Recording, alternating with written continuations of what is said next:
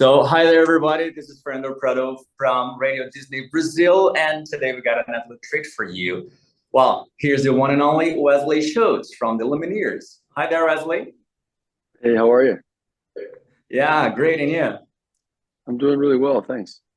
Okay, so well, welcome to Radio Disney Brazil, and tell me, how does it feel to be back after all you guys have accomplished so many good stuff since Bright Side, right? Yeah, it feels really good. It's been 9 years since we've been back in South America.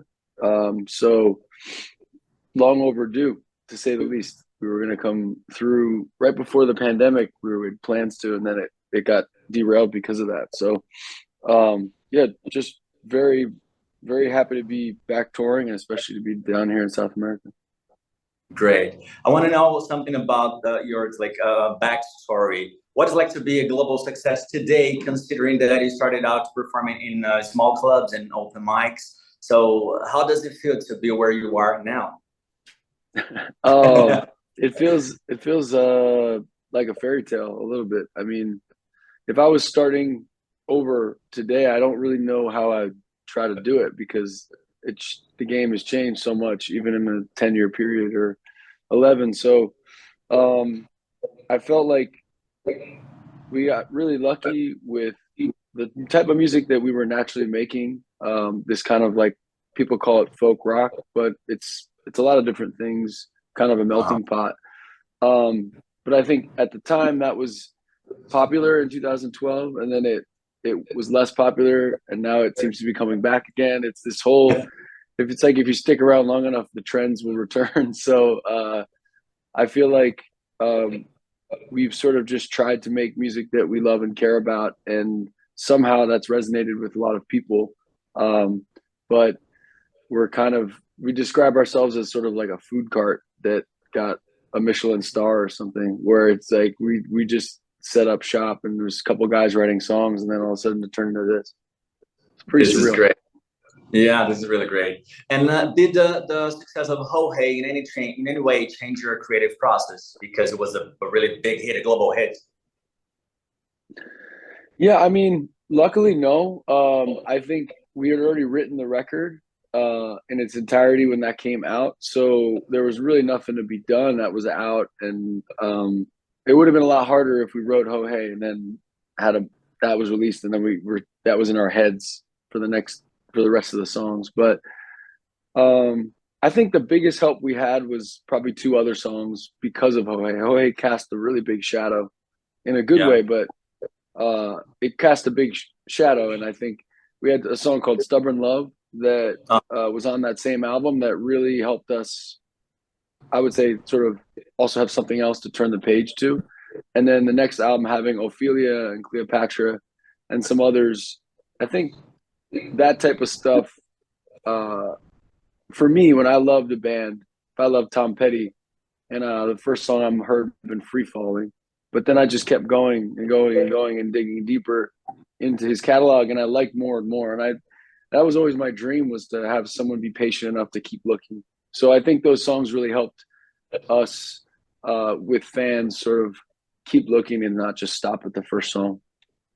About the Cleopatra process, I watched an interview of yours saying that, well, showing how from a story you guys developed an entire album.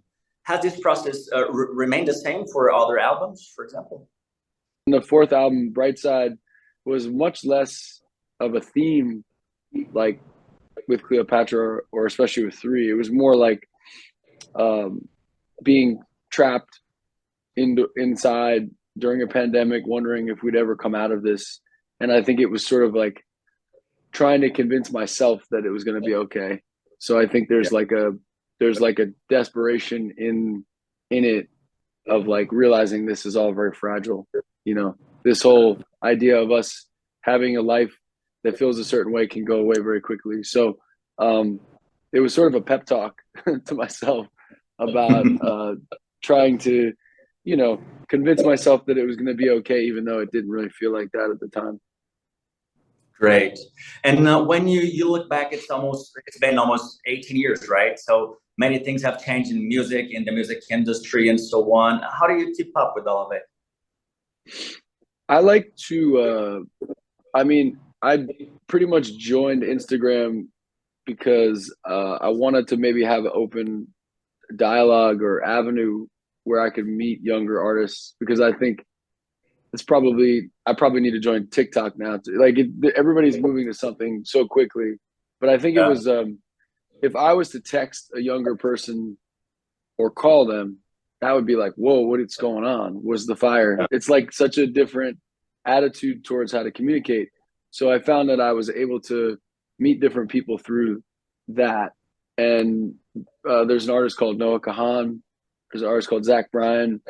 Guys that I've now made songs with that are from a generation that's probably like 10 years younger, that have listened to a lot of our music, and I'm listening to theirs. And it's really cool to be, to hear the through line, you know, to feel like we're all part of this tribe of people that thinks about lyrics a certain way and wants to write a song a certain way and believes in it in a very earnest way.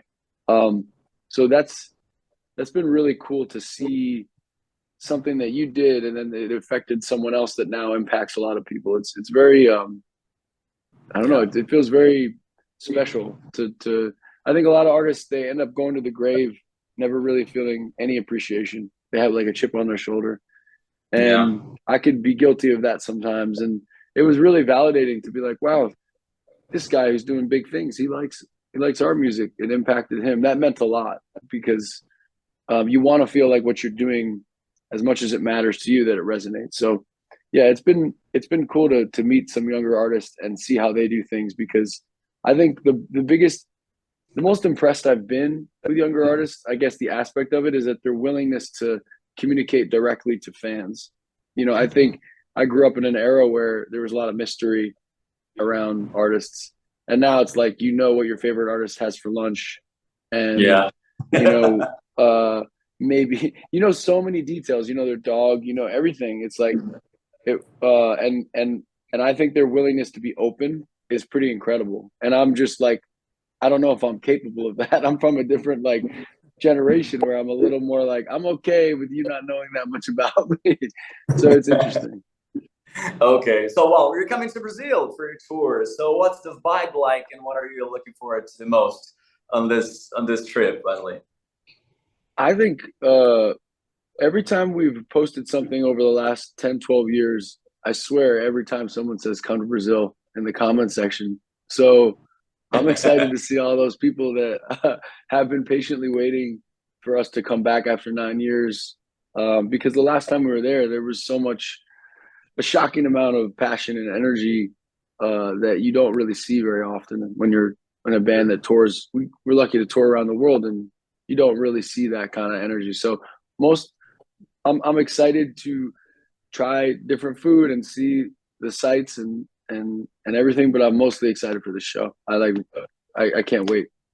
Great. Okay, just one last question. Since we're here on Radio Disney Brazil, I gotta ask you, which character of the Disney universe, you know, or some movies you like, or which character, if you could like pick up one to be the best for you? Do you have some character you like the most? Yeah, my kids have been watching a lot of Disney. I'm trying to think of their favorite. Man,